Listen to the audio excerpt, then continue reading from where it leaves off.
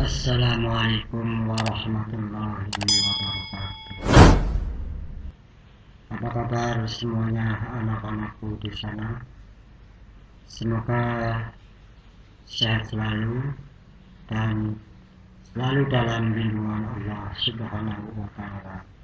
Amin ya rabbal alamin.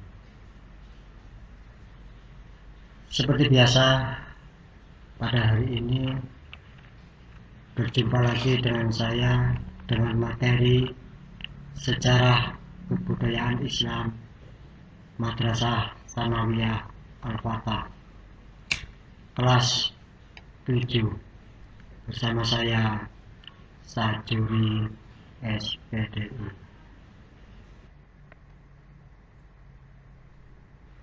Sebelum masuk ke materi, marilah kita buka dengan bacaan basmalah.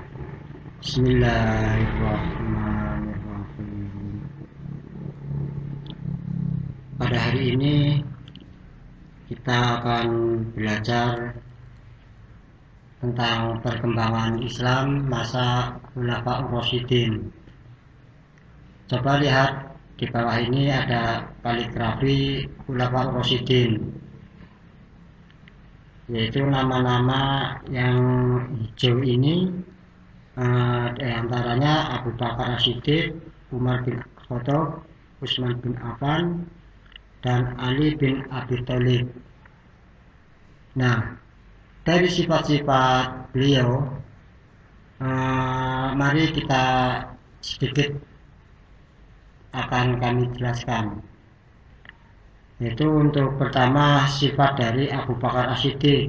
Sifat beliau yaitu akhlaknya yang mulia, rela mengorbankan harta benda dan kekayaannya, dan juga penyantun, tidak pernah berbuat keji, bijaksana, dan suka menyelesaikan masalah umat, tenang dalam menghadapi kesukaran, rendah hati ketika berkuasa, dan tutur bahasa yang lembut. Itulah sifat dari Abu Bakar. Nah, yang dimaksud mengorbankan seluruh harta bendanya, ia memerdekakan budak muslim dengan cara membelinya.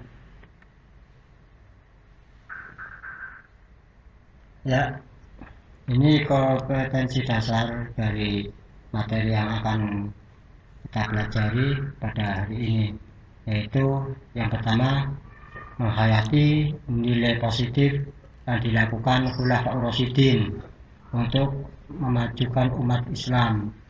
Yang kedua, menjalankan perilaku ikhlas dalam berjuang untuk mencapai kemajuan. Yang ketiga, menganalisis berbagai kemajuan yang dicapai umat Islam pada masa Khulafaur Rasyidin. Dan yang terakhir, menyusun peristiwa penting dari berbagai kemajuan yang dicapai umat Islam pada masa Khulafaur Rasyidin.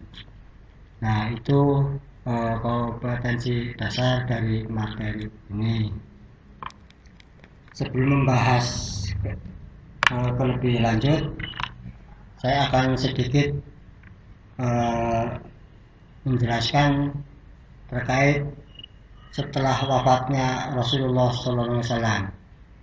Nah, pada wafatnya Rasulullah SAW muncul dinamika politik di kalangan umat Islam, mulai dari Abu Bakar As-Siddiq, Umar bin Khattab, Utsman bin Affan, sampai Ali bin Abi Thalib.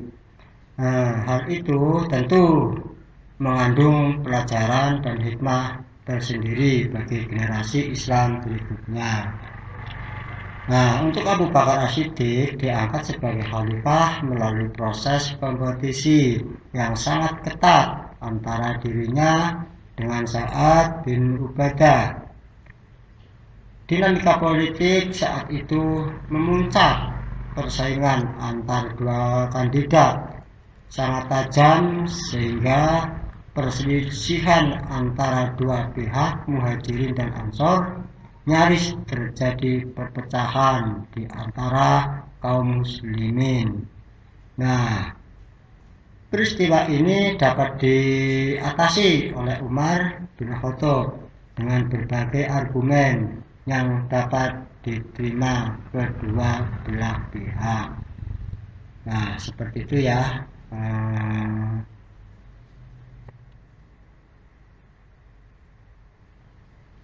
Nah, kita masuk ke latar belakang munculnya Khulafaur Rasyidin.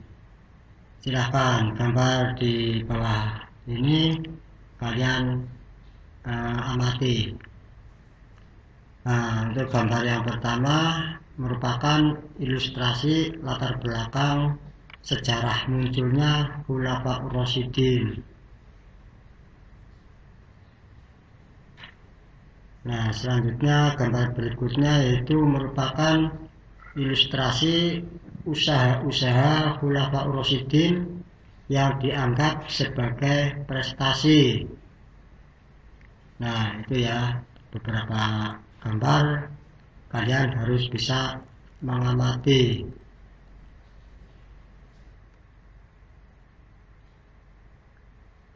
Ya, selanjutnya pengertian Khulafaur Rasyidin.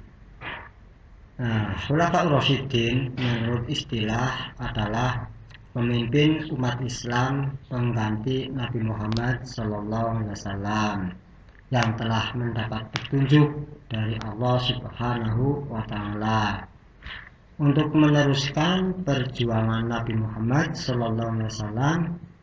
Secara bahasa, Khulafah ar-Rasyidin berasal dari bahasa Arab, yaitu al-Khulafaur Rasyidin.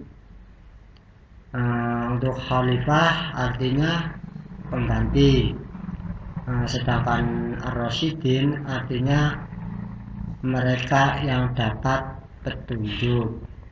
Jadi Khulafaur Rasyidin menurut bahasa adalah orang yang ditunjuk sebagai pengganti pemimpin atau penguasa yang selalu mendapat petunjuk dari Allah Subhanahu wa Ta'ala.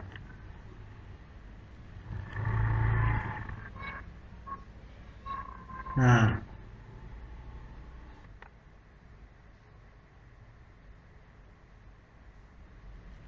selanjutnya yaitu latar belakang munculnya Khulafaur Rasyidin. Rasulullah Shallallahu Alaihi Wasallam wafat pada hari Senin 12 Rabiul Awal atau 11 Hijriah, tanggal 8 Juni tahun 632 Masehi. Saat itu beliau berumur 63 tahun. Selama 13 hari beliau sakit, yaitu mulai tanggal 29 Safar sampai dengan 11 Hijriah. Pada hari itu Rasulullah SAW menghadiri prosesi pernikahan salah satu sahabat di pemakaman Baqi. Sepulang dari pemakaman Baqi, Rasulullah SAW jatuh sakit dan suhu tubuhnya panas melebihi ukuran manusia normal. Nah, pada saat itu kondisi kesehatan Rasulullah SAW semakin hari semakin lemah. Nah, 4 hari jelang wafatnya, beliau sudah tidak mampu lagi untuk menjadi imam sholat 5 waktu, sehingga Abu Bakar As-Siddiq ditunjuk untuk menggantikannya.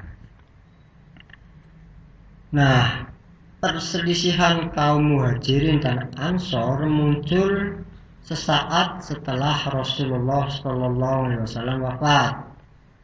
Nah, situasi di kalangan kaum muslimin sempat kacau. Hal itu disebabkan Rasulullah SAW tidak menunjuk calon pengganti atau pemimpin umat Islam secara pasti.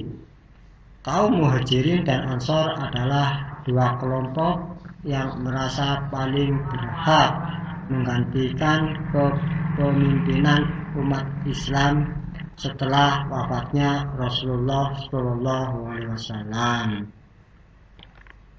Nah, itu tadi sedikit penjelasan dari materi ini, yaitu perkembangan Islam masa Khulafaur Rasyidin. Semoga bisa dipahami dan bermanfaat.